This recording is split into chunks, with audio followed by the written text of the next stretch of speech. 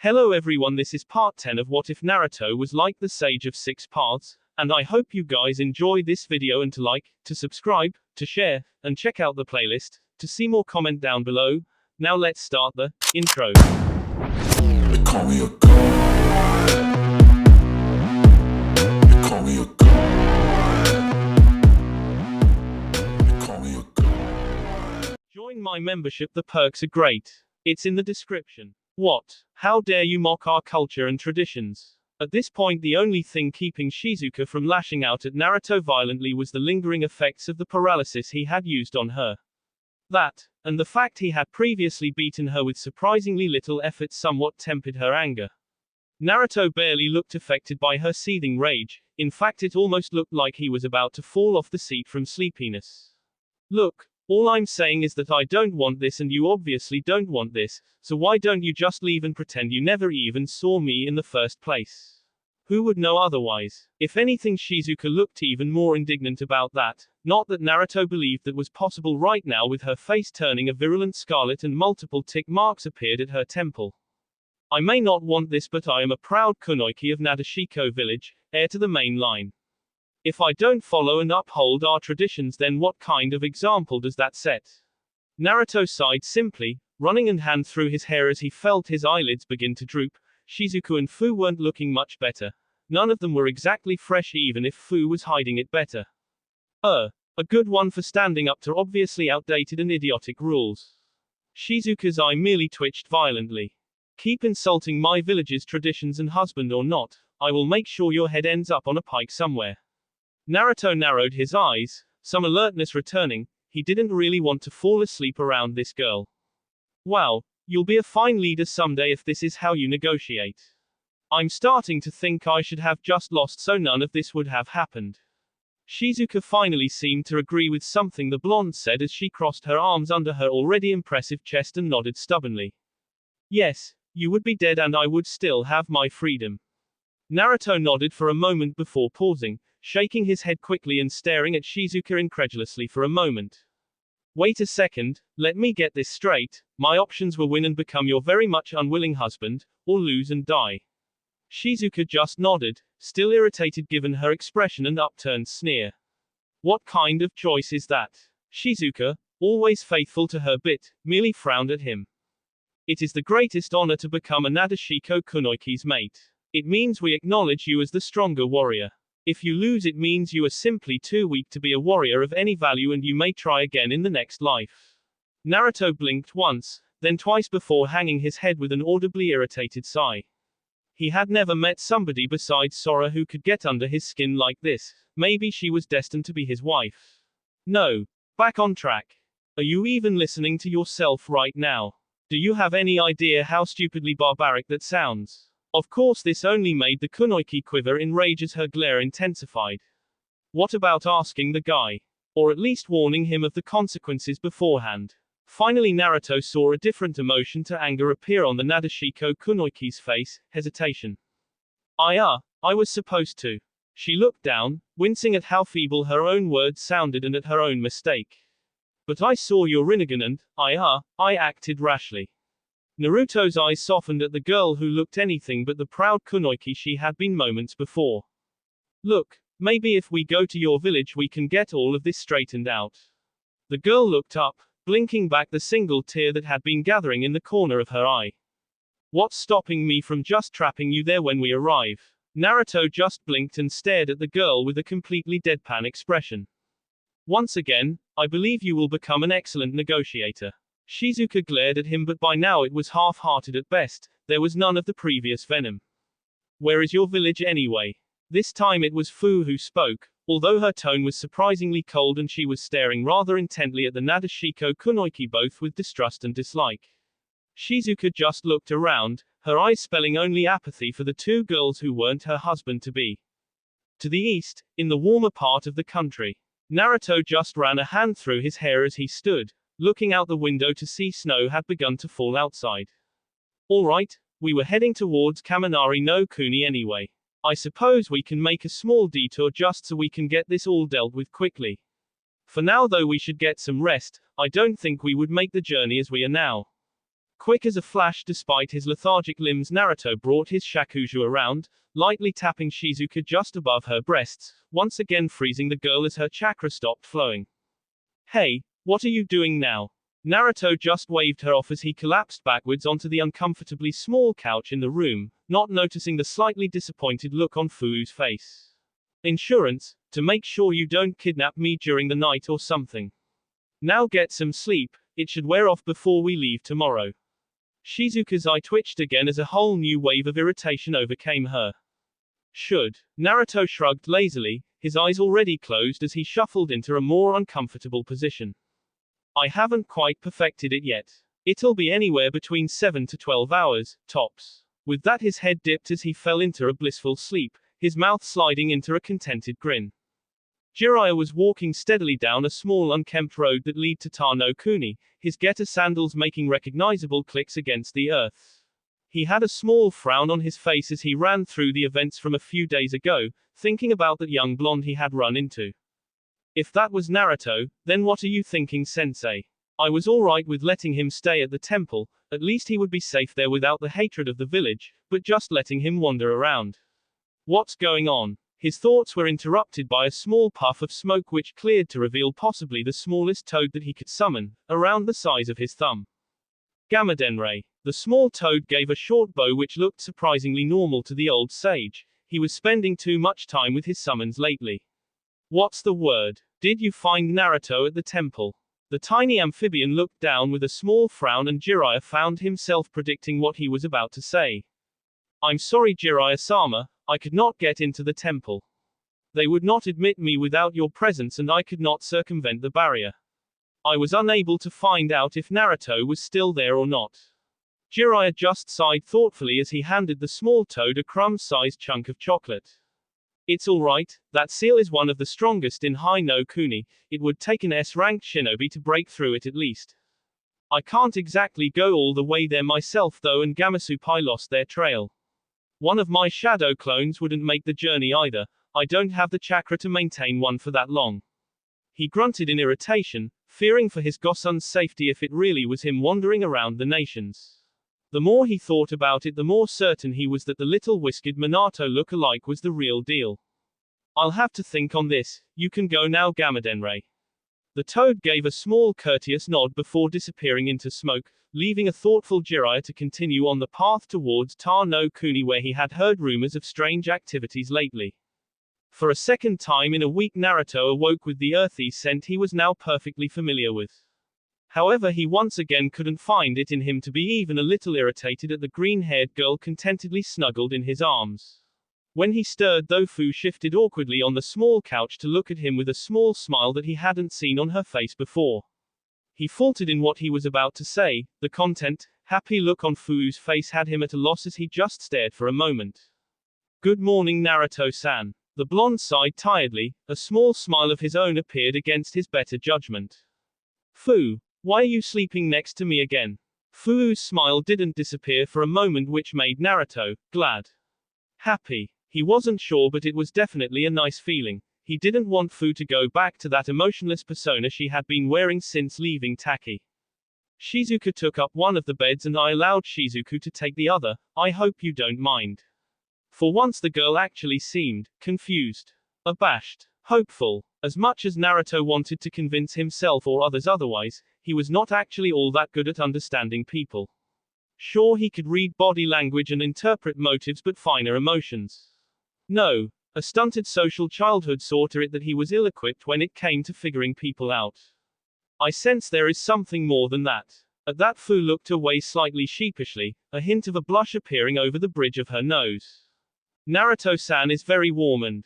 She looked back up, startling Naruto with how vibrant her previously dull orange eyes had become.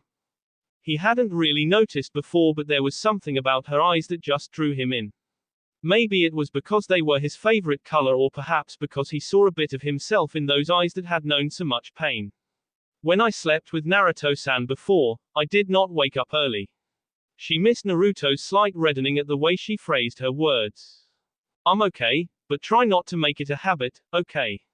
He tried to appear comforting, but it came off far more awkward than he would care to admit. Fu just looked down sheepishly, yet there was something more, just a hint of happiness that Naruto hadn't completely denied her sharing his bed again. She couldn't fully explain it herself, but all she knew was that for the first time in her memorable life she had not awoken at her approved time, and that was while she had Naruto cuddling her into his warm body. Not to mention it had been one of the best and most comfortable sleeps in her life. A few hours later and the group, plus an irate but at least cooperative Shizuka, were making their way steadily down a long road that cut through the small country. It had continued to snow through the morning, so Naruto had re-summoned Konoha to keep Shizuku warm. Fu was too stubborn to admit she was cold, while Shizuka was much more acclimatized to the weather despite her revealing bodysuit, which didn't look very adapted to the cold. Shizuka had expressed interest in Konoha, especially when she found out Naruto did not possess any sort of contract to summon him. However, Naruto honestly did not have much to tell her, besides it was a recently discovered ability he didn't know a lot about. She had gone back to ignoring the entire group after that, preferring to hang back. Naruto still kept an eye on her though, to make sure she didn't try anything in the form of a shadow clone trailing the group from the trees to one side of the road. At some point Fu moved over to his side while Shizuku was busy chatting with the small reptile on her shoulder. "Why are we going along with this? Would it not be simpler to simply get away from Shizuka? You have already proven your capacity to defeat her." Naruto just sighed, wondering how he should phrase this, as he thought he noticed Fu inch closer to him, smiling contentedly as she was warmed by the excess fire chakra radiating from his body. "I've probably already made enemies out of both Sunagakure and Takagakure, and as this encounter has shown us, my eyes are going to probably cause me more problems in the future." He looked back at Shizuka, who was angrily glaring at the ground as she walked, seemingly uncaring of the group save for the occasional glare sent their way. "I don't need more enemies than necessary, especially when it's a group of highly trained and angry kunoichi." He shivered for a moment at that, some kind of inbuilt male instinct that warned him to be cautious of enraged females. Plus, this girl recognized my eyes almost immediately. They might have more information on the sage, like his abilities or even where some of his possessions are. He looked ahead, absently tracking a single falling snowflake, lazily drifting through the whitened sky on an almost non-existent breeze. "It's an opportunity I can't afford to miss. There's too much I don't know about my eyes, information that might one day save somebody precious to me." He smiled at Fu, enjoying the slight red that permeated her chocolate skin. "And what if the village is not understanding and forces you to go through with this engagement?" Naruto just chuckled as he waved her concerns away with a single hand, although the doubt still niggled at the back of his mind. "Ah, you know me, I'll just leave if it comes to that. We'll see if they try and stop me." Fu nodded slowly but didn't look too sure. However, Naruto noticed with some amusement she didn't leave his warming aura as they walked. And there it is, Nadeshiko village. There was no mistaking the pride-lacing Shizuka's voice as she pointed out the village of her birth. Naruto had to admit it was an impressive sight, built like a fortress spanning 3 forested plateaus that stood out against the flatland surrounding it. The buildings themselves looked to be very traditional, with pagoda roofs and high-arching bridges connecting the 3 hills. "Nice." Shizuku whistled appreciatively at the sight. She thought it was beautiful. Then again, her opinions were slightly skewed by the indomitable good mood she had been in ever since entering the country. Shizuka just huffed indignantly. She thought her village deserved a whole lot better than just nice. "All right then, lead the way." This time it was Naruto who spoke, earning yet another glare, one of hundreds, from Shizuka before she looked away haughtily and walked on, this time leading the group. It only took another few minutes to reach the tall gate leading up to the first hill, where they were met by a tall woman wearing a long skirt cut open at the front to reveal red shorts and bandaged legs. Her arms were bare while her torso and impressive bust were covered by a plain red vest held by a yellow cloth around the waist. She had stern but still decidedly feminine features with spiked back dark hair and deep red lipstick. "Ah, Tokiwa-senpai." Naruto looked around at Shizuka, surprised at her suddenly submissive and small voice as she looked up at the tall and definitely unamused woman before them. The woman in question just let her steady gaze roam over the small group, lingering on Naruto with narrowed eyes for a moment. Naruto had taken the initiative to return his face to its normal serene smile, squinted eyes included, so that his Rinnegan would not be recognized. "Shizuka-sama, your mother was very worried about you." It was unwise to leave the village unescorted. The previously proud and unwavering Kunoichi looked down like a child being berated, which Naruto supposed she was in a way. Now who are your companions? Shizuka looked up with her mouth open, but after making eye contact with the older woman her head dropped down dejectedly. The blonde is Naruto, he defeated me in combat. The woman just raised an eyebrow. Shizuka was one of the most promising up-and-coming kunoichi in the village while the boy looked to be barely 12. I see. If anything, Shizuka's head dropped even further in shame. The woman's tone was cold and indifferent, but her eyes were now studying every inch of the blonde monk intently. It actually made Naruto a little uncomfortable to have such a beautiful woman stare at him with such unconcealed interest. I would very much like to hear how somebody so young defeated one of the village's most promising kunoichi. Naruto chuckled sheepishly at that while rubbing the back of his head. However, right now we should go and see your mother and tell her about this. Naruto did not particularly like the sound of that pause. Their walk through the village was uncomfortable, to say the least. Naruto couldn't help but notice that almost everybody he saw was a woman, only catching sight of the occasional man. When people saw him walking next to the heiress to the main family, there were many whispers, not particularly well hidden either. To his annoyance, most were about whether Shizuka had finally managed to find a husband, and of course the following whispers about him. Finally, though, they made it through the village, all the way to the third plateau, which seemed to be for the express purpose of housing the main family's home. It was an enormous building, towering above them with ornate pagoda-style roofs stacked on top of one another. Other than that, it just seemed to be a traditional, if not very large, wooden house with many statues and other fineries dotted about. Tokiwa made quick work guiding them through the winding corridors until they entered a darkened room, lit by candles. There wasn't much in the room in contrast to the more decadent exterior, just a few pieces of furniture and a large bed. Lying in the comfortable-looking bed was an old woman who, despite her gray hair and slight wrinkles, still possessed an elegant beauty about her that told she was incredibly striking in her youth. Naruto could immediately tell she was the leader of the village. She had the same feel about her as he remembered the Hokage having. "Ah, Shizuka, my child, I was worried about you."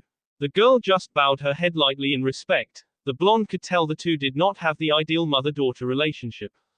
"Ka-san." The woman sighed lightly with a melancholic smile. Obviously the relationship had been strained for some time. "Must you be so formal, Shizuka?" She didn't get a response, so she turned her head to look at the rest of the assembled group, especially Naruto. Once again the blonde was made uncomfortable as her gaze roamed his body, finishing with an approving nod and a knowing smile. "And who are you, young man?" If Fu and Shizuku were annoyed at being blatantly ignored, then they didn't show it. Fu was staring at the whole scene coldly while Shizuku was admiring the various ornate pieces of furniture. He was cut off as Tokiwa placed a hand in front of his mouth, effectively silencing him. "He defeated your daughter Hisori-sama." The older woman merely raised an amused eyebrow as she looked between the two. Naruto maintained his serene air while Shizuka mumbled something unintelligible. That's so. I thought it would be many more years before I finally saw my daughter find a husband capable of besting her, and once a young too." At that point Naruto ducked under Tokiwa's hand, smiling politely at the leader of the village. "I think there's been some misunderstanding here. I had no idea about the rules regarding your people when I defeated Shizuka." The girl in question nodded quickly, hopeful for a way out of the engagement. "Yes, I can't marry him. He bears the Rinnegan." The entire room froze for a moment as Naruto tilted his head into a wince. He had been hoping to avoid that bit of information. Soon he found both Tokiwa and Hisori's gaze firmly on him, specifically his narrowed eyes. "Is this true?" Naruto chuckled sheepishly at the older woman as he took a step backwards, only to be blocked by Tokiwa. "Well, it isn't not true." He chuckled again, but this time more nervously, reluctantly opening his eyes to the small gasp of the village's leader. "So the legends held some truth. In all honesty, I never thought I might see the legendary Dujutsu in my lifetime." The old woman stared intently into Naruto's violet orbs for a moment before smiling in a way only older women could do. It looked harmless enough, but it promised pain should there will be gone against. "Well, no matter. The village law is clear regardless. You bested my daughter in fair and equitable combat. She is now your bride." Naruto blinked once as his hand shifted on his shakuju, frowning. "Look, I really don't have time for this. Neither I nor your daughter want any part in this marriage. it would work out much better for everybody if you were to just let us leave peacefully. Again the old woman just stared at the blonde in amusement while Tokiwa looked on impassively, although a hint of irritation at the way Naruto was speaking to her leader entered her eyes. That almost sounds like a threat, boy. Naruto's gaze remained even, so the older woman turned to her daughter, looking at her with some interest. Is this true, Shizuka? Do you not wish for this marriage despite what the village laws say? Naruto sighed. Once the woman saw that her daughter was against it, they could get this mess straightened out. All eyes turned to the now quiet Shizuka, who had her head bowed with her hands clasped together in front of her. No, Kar-san, I accept the marriage as our traditions dictate. Naruto just gawked at the girl but didn't have time to comment further as she swiftly walked out of the room, almost breaking into a run. The room was silent for a moment before Naruto made off after her, this time without being interrupted by Tokiwa. Hisori merely chuckled in her own amusement as she watched them go, smiling to herself as she was reminded of her time with Shizuka's father. Shizuka strode angrily through the village, uncaring of where she went as long as it was away from her mother. Tears were percolating at the edges of her vision, but she refused to cry, blinking them back. It was her fault, her and the damn village's traditions, and now she didn't even get the chance to change them as leader of the village. It was too late. Shizuka. The happy call nearly broke her heart. There was only one person it could belong to. Sagiri. Sure enough, it was a tall boy around her age with long brown hair tied up into a ponytail, wearing a simple brown shirt and tan pants. He rushed over, a saddened but hopeful look in his eye as he took her hand, causing Shizuka's heart to clench again. It's not true, is it, Shizuka? The rumors about you returning to the village with a boy. Shizuka wanted to say something then, to cry out that it wasn't true, to say anything, however all she could do was hang her head in defeat. That was all the boy needed to know as his grip on her hands tightened slightly. I see. He hung his head a little, enjoying the brief contact with the girl he loved while he could.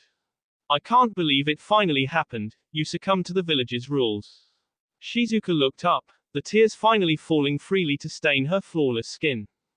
It's not my fault, Sagiri. If only. Sagiri suddenly broke away from her, looking down at the ground while his fists trembled. If nothing, Shizuka. I love you, and I thought you loved me. The kunoichi could only stand there, tears streaming down her face even if she didn't sob out loud. We were supposed to change things, to finally break away from these rules, but now, he was cut off as a third voice cut into the conversation in the form of a blonde monk running over. Hey Shizuka. Sagiri took one look at the young man approaching before glancing back to see Shizuka looking away ashamedly. He turned, staring down the shorter boy with a mix between anger and sadness. So you're the one who defeated Shizuka. Sagiri was no fool, he was a simple merchant. If this boy was able to defeat Shizuka, he could crush Sagiri with little effort. You better treat her well. And with that the older boy strode off, his fists still clenched at his sides. Naruto just looked between the crying kunoichi and the retreating merchant in confusion. Who was that? Shizuka just snarled at him angrily before running off after the boy, leaving behind a confused and slightly frustrated Naruto. This whole village is crazy. Sagiri, wait. Shizuku chased after the boy, managing to catch up to him a little ways out from the village itself. She would have caught up sooner, but she had walked slower than she should, trying to come up with something, anything to say to the boy she loved.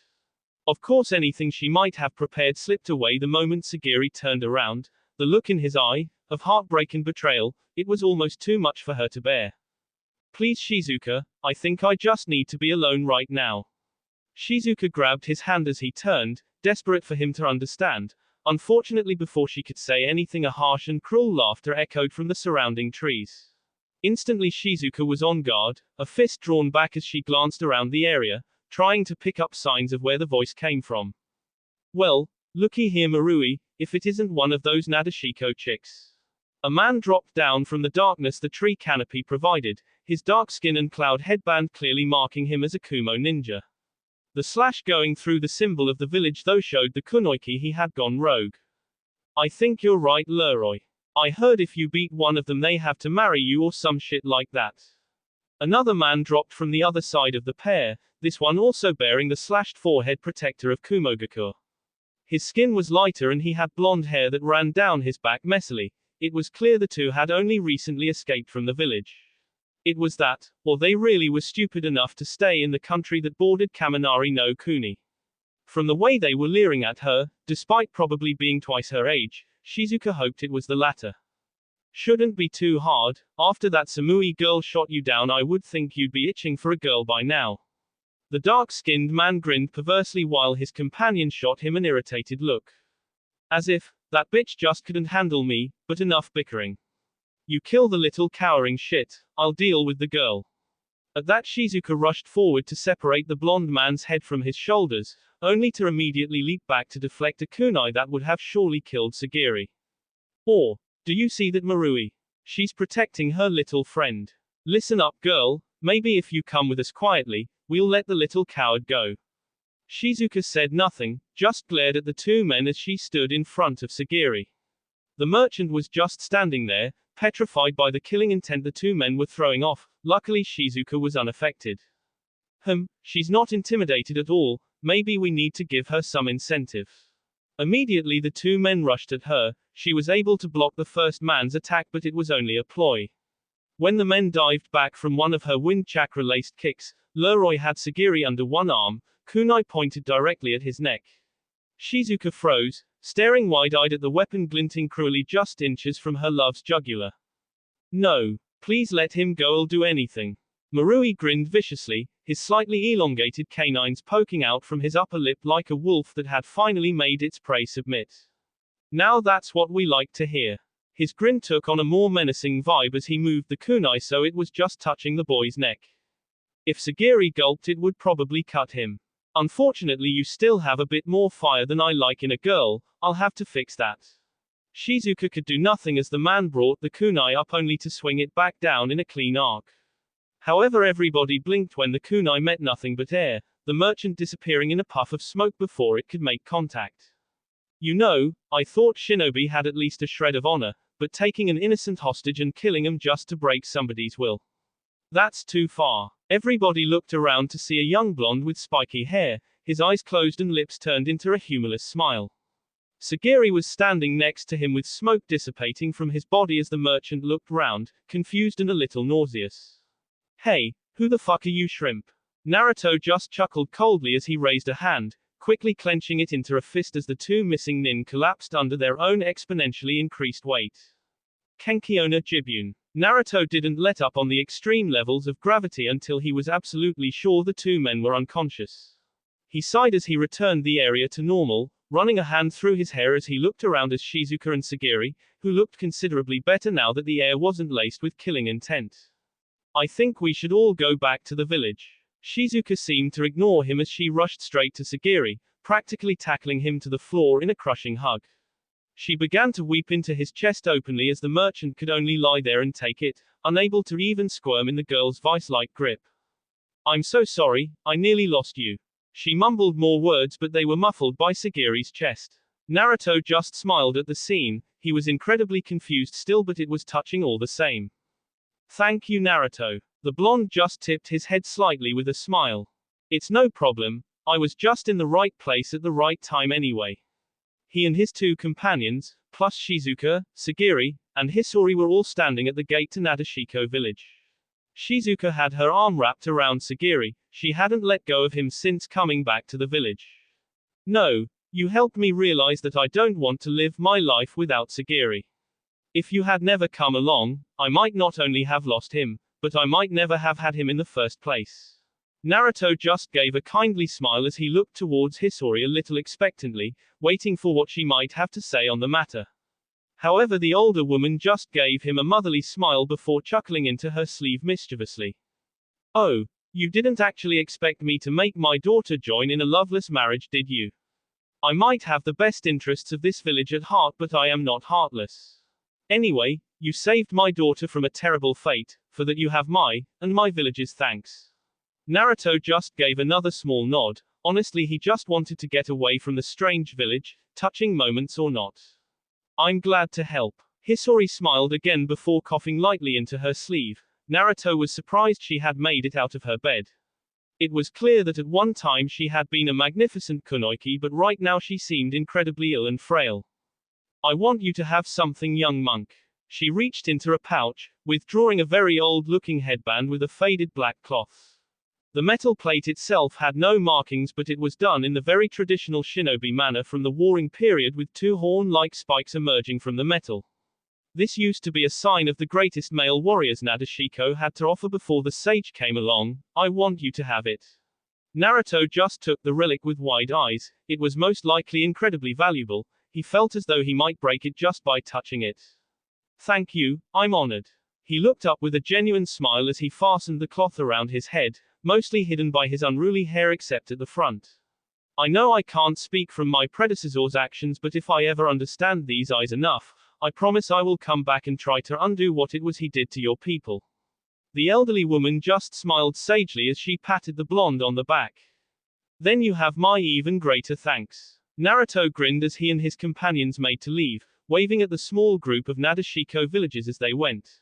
The air was light as they made their way along the well-kept road. It was a warming departure. Naruto just chuckled to himself as they walked. Fu caught it and looked at him curiously. Well, we didn't have to fight our way out in the end. Fu just nodded with a small smirk of her own appearing, if only slightly. Yes, otherwise you might have had to marry everybody in the village.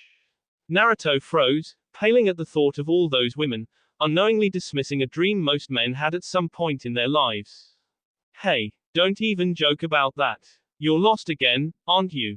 Even with the heavy mist surrounding the group, it was clear Fu was the one speaking, her deadpan tone cutting through the fog like an overly sarcastic knife. I'm not lost. And don't say again like it's happened before, we were not lost. I just happened to be reading the map wrong.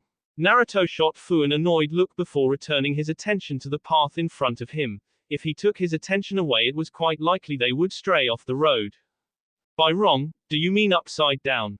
This time it was Shizuku at the receiving end of Naruto's agitated glare. Not that anybody could tell when seeing even a few feet in front of them was impossible. It was an honest mistake.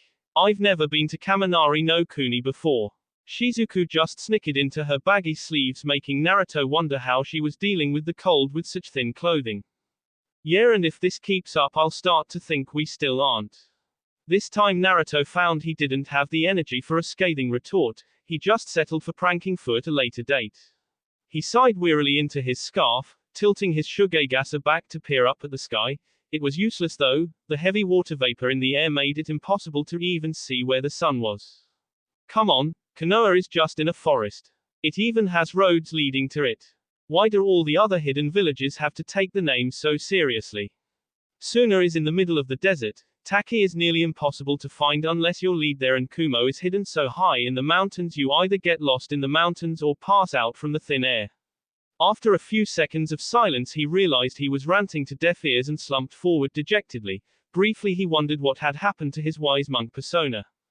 Don't worry Naruto, the merchants have to get there somehow.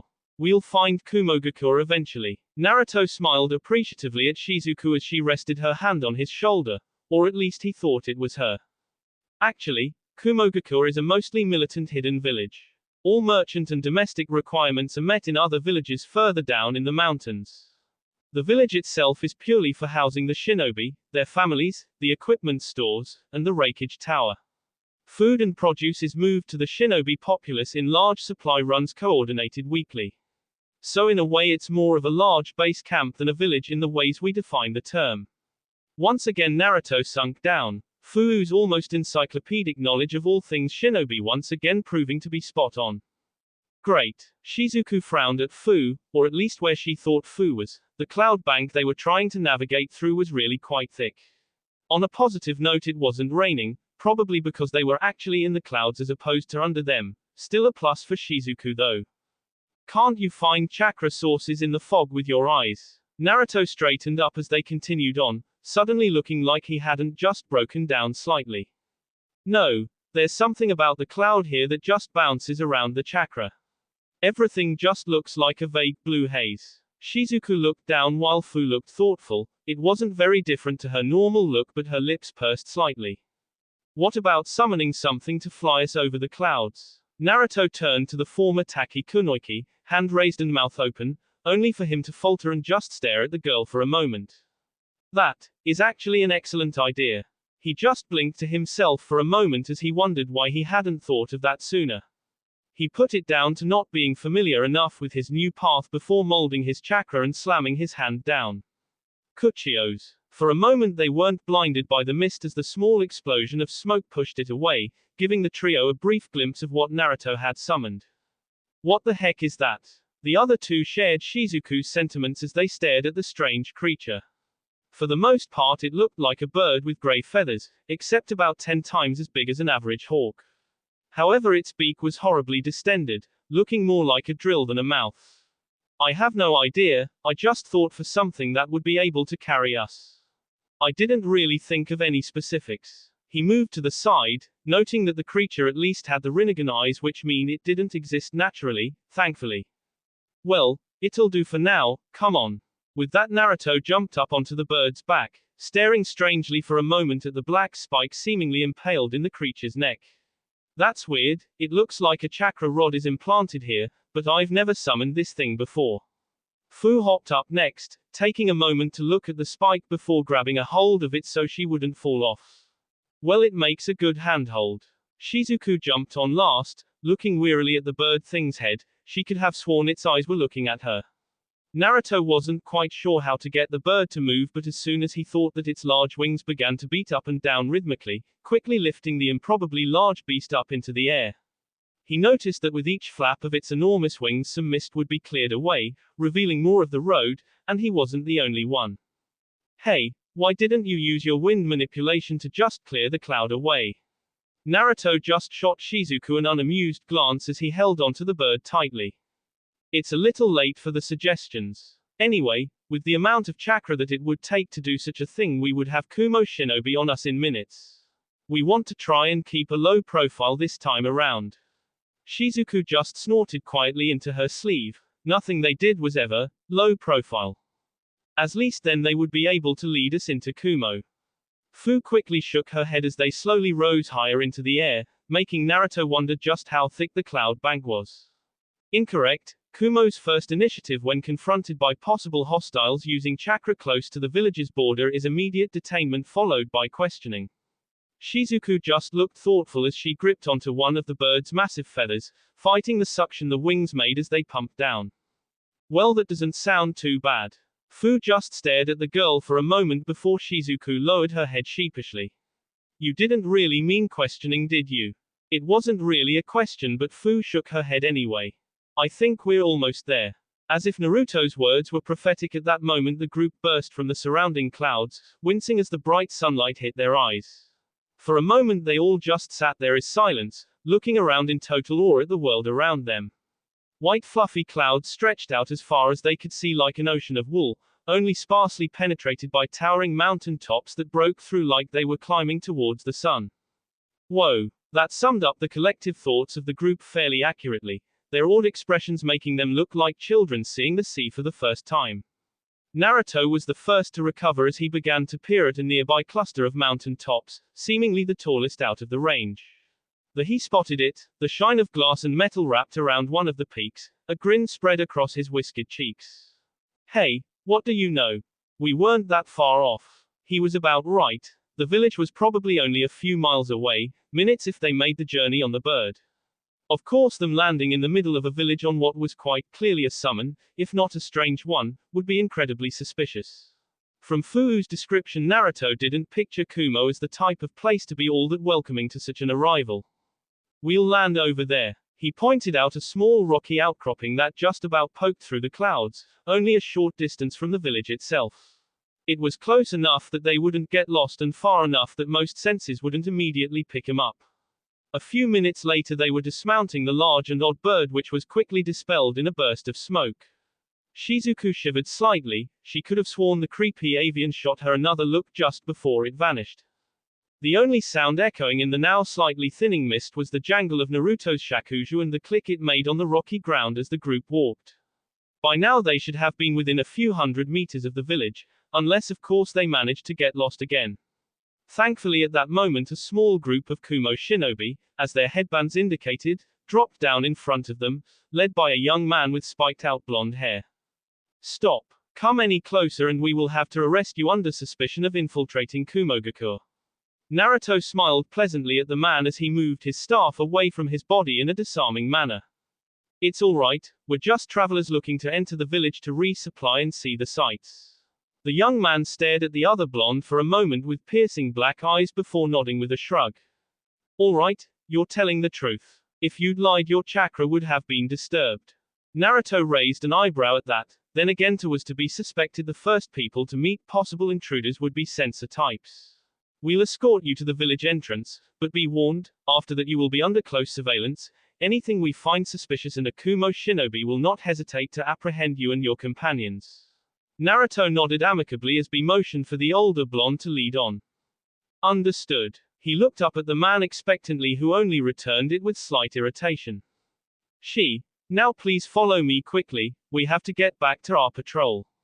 He motioned for the two men flanking him to continue on their route while he took a different path, setting off at a brisk walk. So what's Kumo like? The blonde man looked round at the girl dressed as a shrine maiden with a raised brow before smirking. It's the most powerful village in the elemental nations. There isn't a better place to be from. Naruto gained a smirk of his own, because that very objective opinion wasn't biased at all.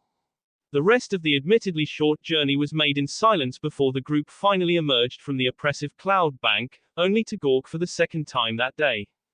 Kumo was beautiful. Despite being a treacherous and mountainous region, the people had adapted perfectly. Buildings were built in and out of the mountain tops themselves, offering unparalleled protection by giving an almost perfect view of the surroundings. Long sturdy bridges stretched between the various peaks, swaying slightly in the high-altitude breeze. The light glittered off of the surrounding clouds, giving everything an almost ethereal look despite all the combat-ready shinobi darting about with sure feet. In the middle of it all, wrapped around the highest mountain in the range, was an astounding feat of engineering. A large ring of metal and blue glass secured around the entire peak, with the kanji for lightning proudly displayed at the front, clearly marking it as the Raikage Tower. It sat like a jewel in Kumo's rocky crown, standing vigil over the entire village. Naruto blinked as he noticed a few of the windows on the top floor looked broken, like somebody had thrown something through them. She just looked at their awed faces with a small smirk before proudly looking at his village. Impressive sight, isn't it? He chuckled lightly as he turned to leave. The trio were in the hands of Kumo's Anbu now, watching from the shadows. It has to be when we're competing with things like the Hokage Monument and Iwa's volcanoes. With that, he gave them a farewell wave before dashing off to meet back up with his squad.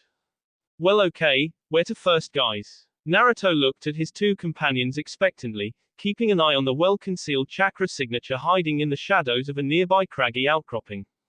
Food. Fu and Shizuku looked at one another with smiles as Naruto laughed at their momentary synchronization. Okay, food it is. Okay, I'm off to find some place I can earn some money. Fu waved distractedly at the blonde, currently reading one of the scrolls he had brought along with rapt attention. Shizuku walked over. She had also been reading, but it was less relevant to her. Without the more advanced water manipulation techniques, she was stuck on the more basic level. She was trying to be creative with her little water pillar, but ultimately she couldn't advance until they had more information. Naruto wasn't so sure he could conveniently earn the trust of an academy student to get him the information this time. Good luck, just try not to run into the village's Jinchuriki right away. Shizuku gave him a knowing smile while Fu even looked up, a small smirk playing across her lips. Naruto just looked amused as he stepped out the door of the temple backwards, an eyebrow raised. Come on, I'm not that bad. So what if I accidentally ran into two Jinchuriki in their respective village? It's not like it's going to happen everywhere. Shizuku just giggled into her sleeve before waving the young blonde off, returning to her scroll. They had been in Kumo for a few days now under the hospitality of an elderly priest who was already half-blind from age. Naruto was fairly certain the old man was only allowing them to stay because he seemed to have mistaken the blonde for somebody else, despite his insistence he was not, Todoroki. He stepped out of the building, putting a hand up to block the sun from his eyes for a moment. Up in the mountains, without reliable cloud coverage, the sun seemed a lot brighter than normal. He supposed that was the only reason the mountain top was not bitingly cold. Strong breezes and even storms were apparently quite common in Kumo. It was why every other building had a large lightning rod on the roof, both to redirect nature's anger and harness it into power. He was currently walking towards Kumo's small shopping district. He had already been through once before on a small tour the trio took to get acquainted with the village. There weren't all that many shops, but they were all high quality and most were for shinobi outfitting. He figured he could earn some money in the evenings either cleaning or tidying up one of the stores. Unfortunately, he seemed to have lost his way in one of the more winding alleys. He had no map to consult, so he relented and walked over to the nearest person to ask direction. "Hey, could you tell me how to get to the merchant district?" The woman he had talked to looked around with just a hint of annoyance. From her rigid posture and unusual outfit he could guess she was a shinobi. The headband helped as well, and by her crossed arms and lightly tapping foot it was clear she was waiting for something or someone. She raised a blonde eyebrow at the small monk who had walked up to her. "Huh, you're actually talking to me. You must not be from Kumo." Naruto blinked at the odd reply before returning his face to his normal serene mask. "Is there any reason I shouldn't talk to you?" He said it almost jokingly, which brought a smirk to the taller woman's face as she leaned in closer to him, an almost predatory look in her dark chocolate eyes. "Oh, there are several." She leaned in even closer, her voice becoming more of a sultry whisper. "But you shouldn't worry about those." She leaned back again, a satisfied look on her smirking features at Naruto's shocked and slightly dazed form. "Hey, you're too easy, Gaki. Gotta be more careful or some girl's gonna wind you around their little finger."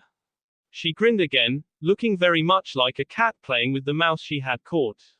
"That is if I don't beat him to it." She finished by running her tongue across her lips, revealing slightly pointed canines behind shining red lips. Right, the market." The woman just laughed, a soft tinkling sound that had Naruto shaking his head out of the daze that came over him. He looked the woman over. She had sandy blonde hair pulled into a long ponytail, wrapped most of the way down with bandages with a small tuft at the end like a lion's tail. She ran a hand down her side, smoothing the tight purple and black top she was wearing, to rest on her hip, covered by a simple maroon sash. Strangely, she seemed to have prayer beads wound around one of her bandage-wrapped arms, ending at her fingerless purple gloves. "That way, honey." She pointed off in a certain direction as Naruto gave a small and hesitant nod of appreciation, earning another tinkling laugh from the strange kunoichi. Thanks." The woman just gave a sly grin as her posture shifted, her hips moving to the side in an overly seductive manner. "Oh, wanting my name so soon?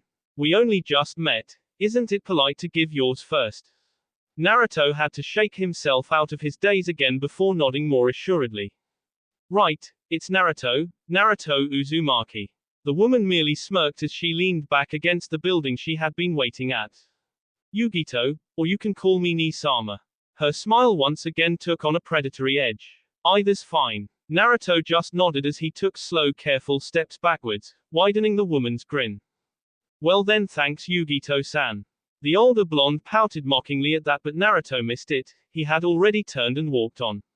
Yugito merely sighed pleasantly as she crossed her arms again, pressing up her chest more noticeably.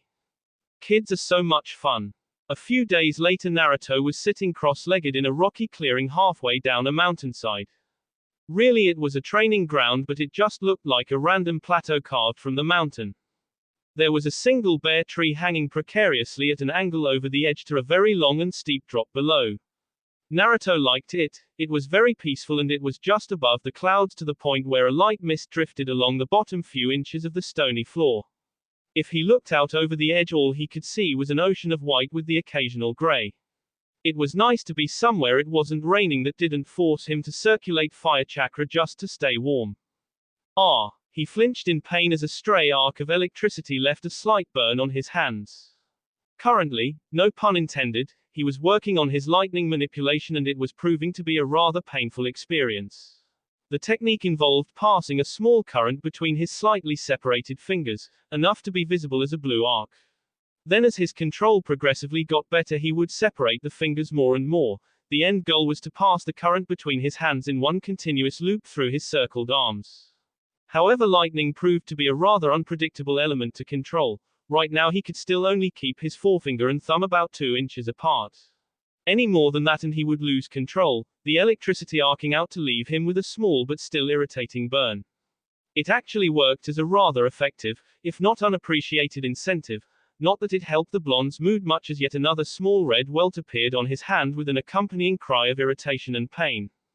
Hey, who are you? Naruto looked up, spotting a young dark-skinned shinobi with short white hair wearing the traditional Kumo uniform of the white one-shoulder flak jacket over a dark gray hoodie. Oddly enough, he had a sucker sticking out of his mouth, complementing his overall bored demeanor well. He had a sword slung over his back, although from the way he moved it was painfully obvious he hadn't had much experience with it yet. He kept readjusting it every couple of moments. Oh hello, I'm a monk from High no Kuni.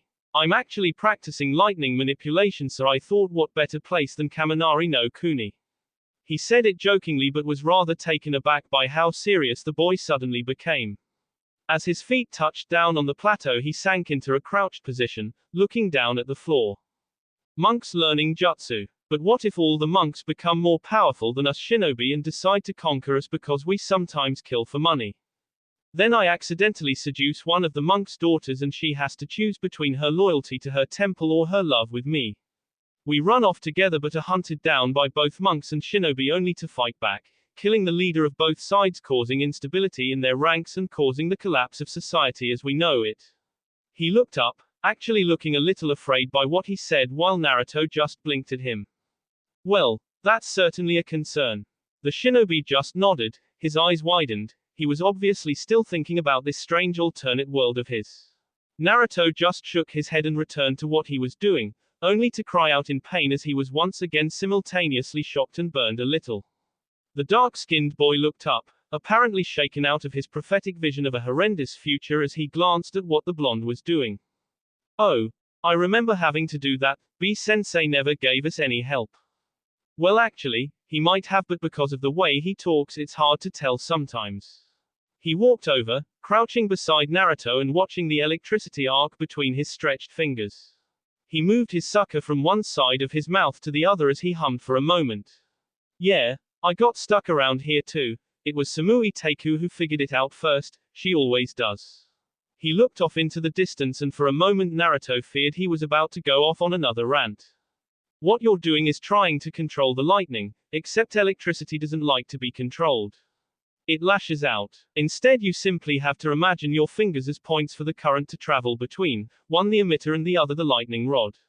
This way you don't try and control the electricity, you simply guide it along a certain path. It's kind of like tricking it. Naruto looked up, rather impressed at the surprisingly helpful advice. He looked down at his hand, circulating the lightning chakra again as he slowly moved his fingers apart.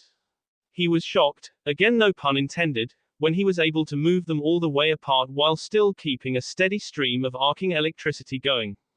He grinned, looking up at the cloud shinobi with a thankful nod to which the boy just moved his sucker again. Thanks, but why are you helping me so readily? The boy just shrugged lazily before frowning as he was once again forced to readjust the sword on his back. It's no problem, I just remember how frustrating it was when I was doing it. I'm Omoi by the way. The white-haired shinobi held out a hand which Naruto gladly accepted, shaking once. Naruto. Omoi stood up, shifting the sword again with a roll of his shoulders. Anyway, you should wait until you see the second stage of lighting manipulation. The boy grinned in an uncharacteristically sadistic manner, as if he knew something Naruto didn't. Omoi. Suddenly a third voice cut in through the otherwise quiet mountainside, causing a look of alarm to appear in Omoi's widened eyes. Nice meeting you Naruto, I have to go now.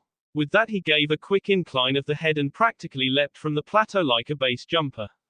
Seconds later a very angry-looking kunoichi slid down from the same place Omoi had come from. She had spiky red hair that covered her back, held back by a bandana she had fixed her forehead protector to. Other than that she wore the standard Kumo attire just like Omoi except over a ragged, sleeveless grey vest and a long skirt. Most remarkable were her striking golden eyes which matched her small ball-bearing earrings. Hey you, blondie. You see a white-haired dopey-looking guy come through here. Might have exaggerated some random story to ridiculous lengths. Naruto just nodded quickly, pointing off in a random direction. He didn't know what Omoi did to aggravate this kunoichi, but it was the least he could do for the pointer he gave him. The girl just smirked viciously before sprinting off in the completely wrong direction. She too carried a sword, but he couldn't tell if she was any more competent with it than Omoi. After she had gone, Naruto just shook his head slowly before chuckling to himself. It was almost as if he attracted the craziest elements of any village he entered. He just shrugged it off as one of those things as he returned to his exercise. Slowly though he began to drift off before completely losing himself to his inner consciousness. After getting the traditional welcome out of the way within his seal, Naruto once again distracted Shukaku by throwing a chakra rod. He found so far that his conversations with the Kyuubi went a lot smoother without the giant tanuki around. It wasn't like the sand construct was good for any meaningful conversation anyway beyond his insane mutterings and excited cries of, "Father!" He sat down at the center of the room, calmly mediating as the rhythmic breeze of the Kyuubi's breath caused his robes to flutter as they played the game of, "Who's going to talk first?" "What are you wearing on your head?" The blonde opened an eye slightly in amusement. He didn't even have to try today, and the great fox already seemed highly agitated by something. His tone was dark and almost came out as a growl, further enhanced by his lips being pulled back into snarl. "It's a forehead protector." The Kyuubi just snorted in its typical manner, its eyes remaining narrowed as it glared at its jailer. "I know what it is, ninjin." Naruto chuckled as he opened his eyes, dropping the pretense of meditation as he lounged back on his hands. "Then why ask?" The enormous red eyes only narrowed further. It seemed the Kyuubi wasn't in the mood for the usual back and forth today.